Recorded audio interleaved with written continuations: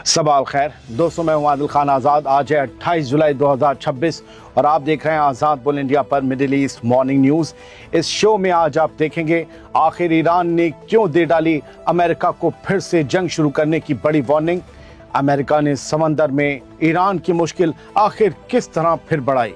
Donald Trump को आखिर रूस पर ईरान की कौन सी बड़ी मदद करने का है शक।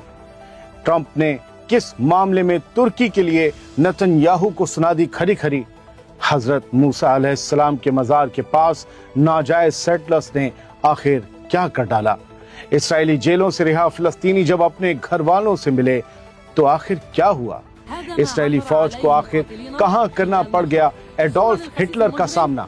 सऊदी अरब पर हुए ड्रोन हमले के बाद इराकी हुकूमत ने आखिर कौन सा सख्त कदम उठाया और सऊदी अरब को यूरेनियम एनरिचमेंट का हक मिलने से आखिर क्यों डर रहा है इस्राएल।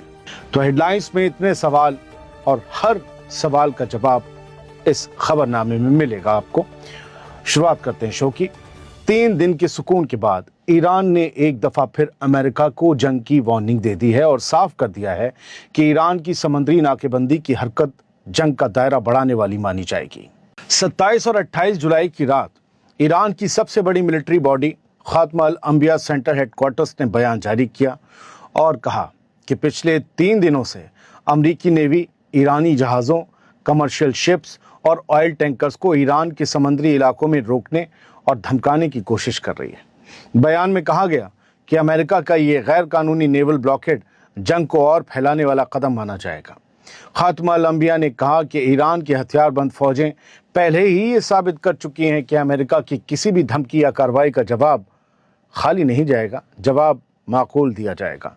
दोस्तों, अब देखना ये होगा कि अमेरिका इस समुद्री दबाव को और बढ़ाता है या फिर दोनों मुल्क एक बार फिर से सीधे टकराव से बचने की कोशिश करते हैं। याद रखिए, ईरान ने कहा है हरकतें कर रहा है हॉर्मोज में अमेरिका और 3 दिन से हमले नहीं हो रहे थे, यानी इधर नाकेबंदी पूरी तरीके से की जा रही थी। अगली खबर सुनिए, इसी का दूसरा पहलू है।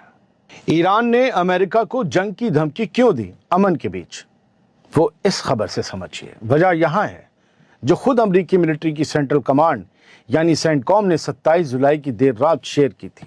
वजह और तस्वीर दोनों।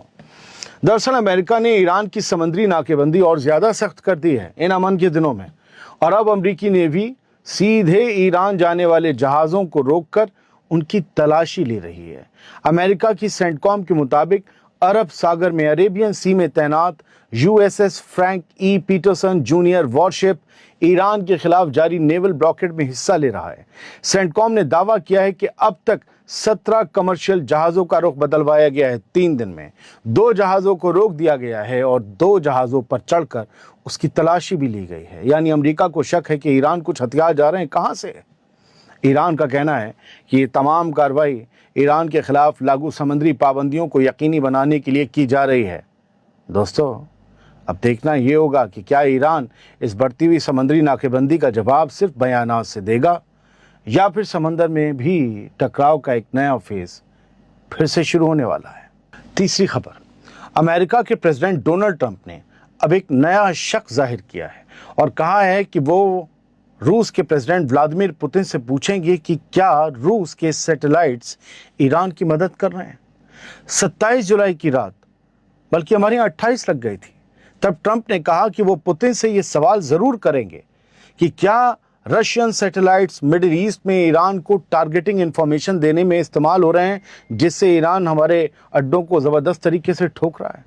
इससे पहले यूक्रेन के प्रेसिडेंट जेलेंस्की दावा कर चुके हैं कि यूक्रेन ने रूस के ऐसे सैटेलाइट मूवमेंट रिकॉर्ड किए हैं जो गल्फ के मुल्कों और वहां मौजूद अमरीकी फौजी ठिकानों की निगरानी कर रहे थे।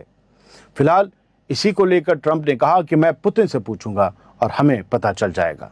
दोस्तों, गौर करने वाली बात यह है कि अगर रूस पर ईरान को सैटेलाइट इंटेलिजेंस देने के इल्ज़ाम सही साबित होते हैं तो मिडिल ईस्ट की जंग में रूस का किरदार पहले से कहीं ज़्यादा बड़ा माना जा सकता है।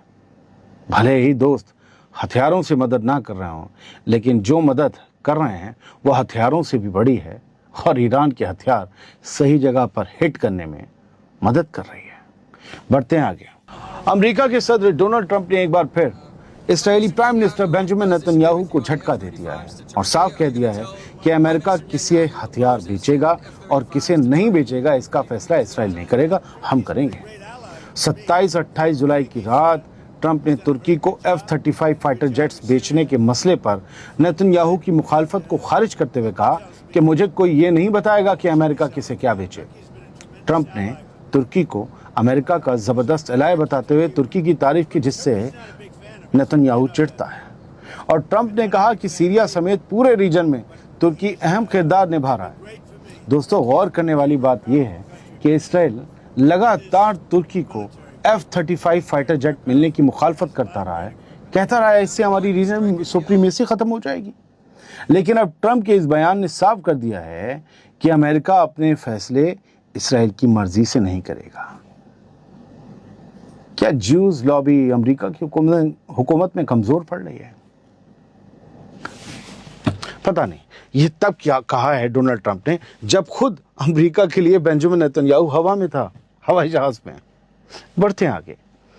فلسطینی زمینوں پر ناجائز سیٹلرز کے قبضے کا سلسلہ لگاتار بڑھتا جا رہا ہے، اور اب انہوں نے نبی حضرت موسیٰ علیہ السلام کے مزار کے قریب بھی ایک نئی بستی بسا دی ہے۔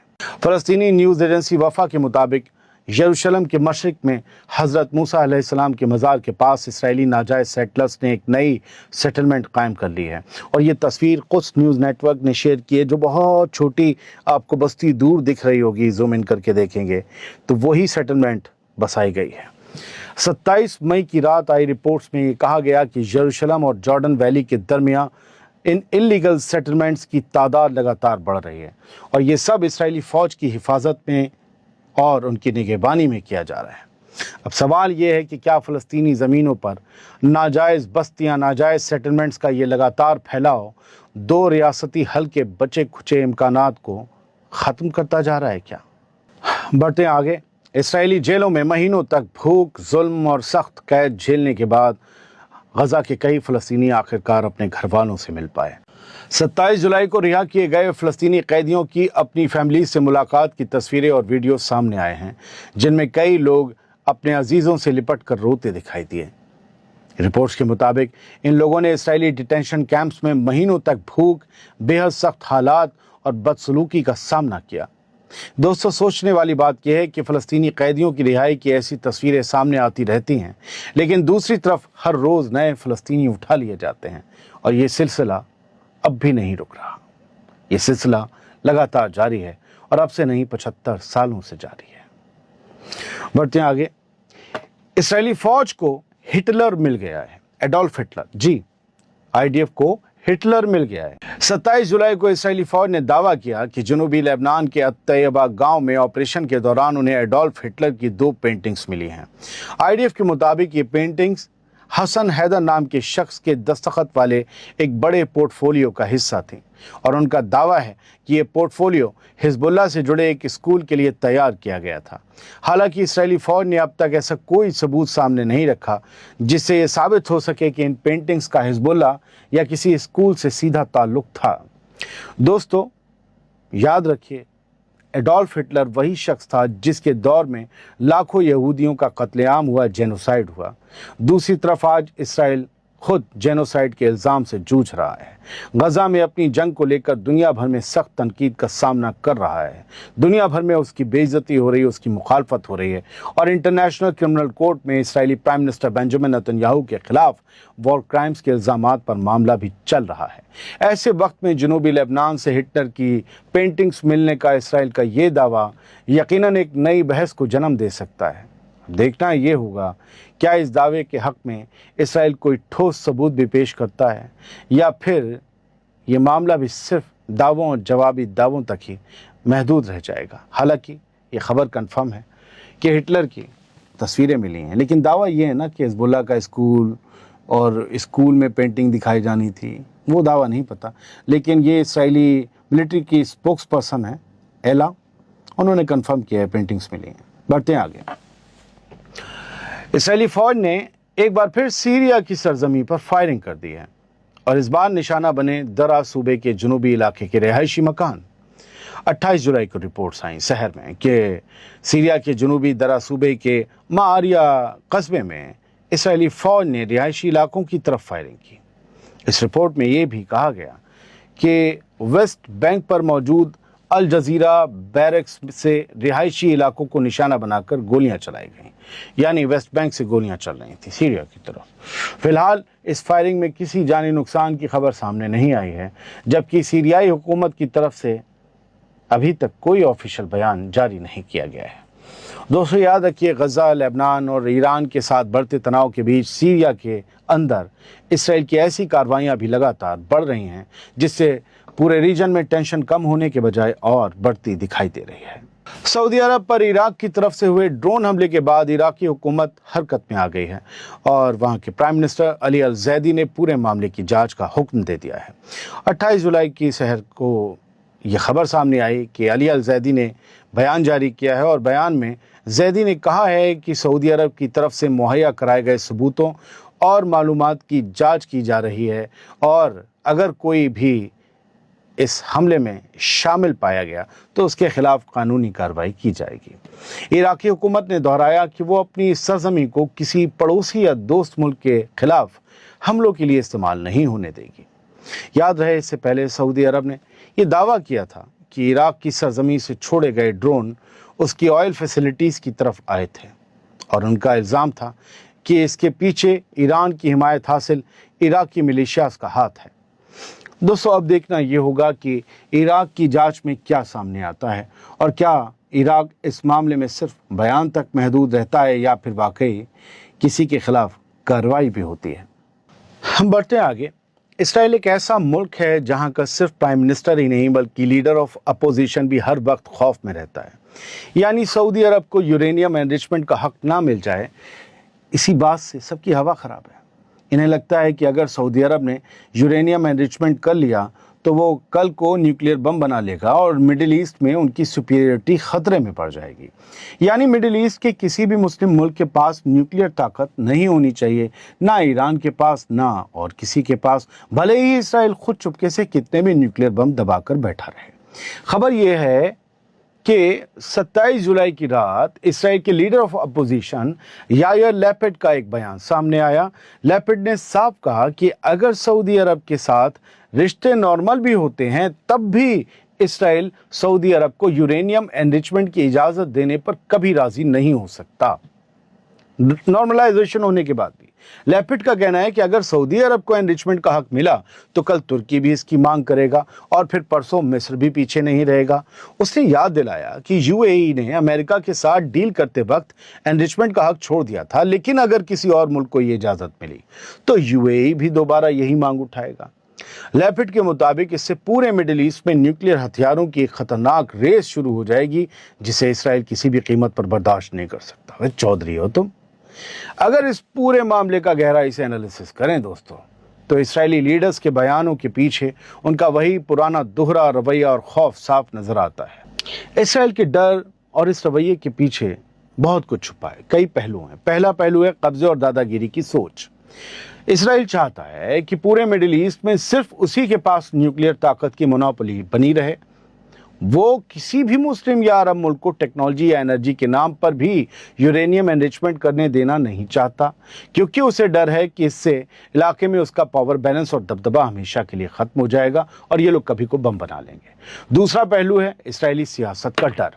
चाहे कुर्सी पर बैठा प्राइम मिनिस्टर नेतन्याहू हो या अपोजिशन में बैठा यायर लैपिड, जब बात अरब मुल्कों की तरक्की और न्यूक्लियर टेक्नोलॉजी की आती है तो दोनों की बोली एक हो जाती है।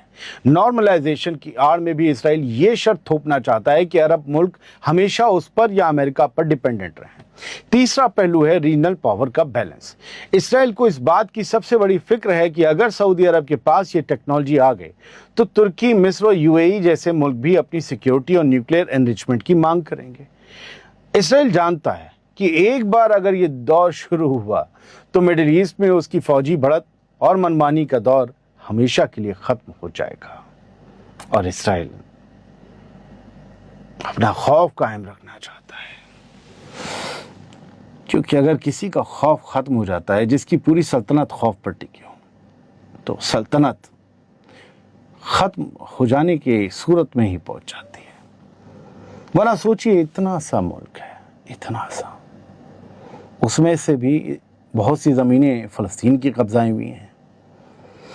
اس ایک ملک نے ادھم مچا رکھا ہے. سیریا پہ حملہ، لبنان پہ حملہ، غزہ تباہ، ویسٹ بینک پر قبضہ، ایران پر حملہ. ڈر. اور ڈر کس چیز کا ہے؟ ہتھیاروں کا. اور ہتھیار اگر برابر کے ہو گئے وہی ہو جائے گا جو ہمارے یہاں والے کہیں گے. بہت بہت شکریہ. سلامت رہیے، خوش رہیے.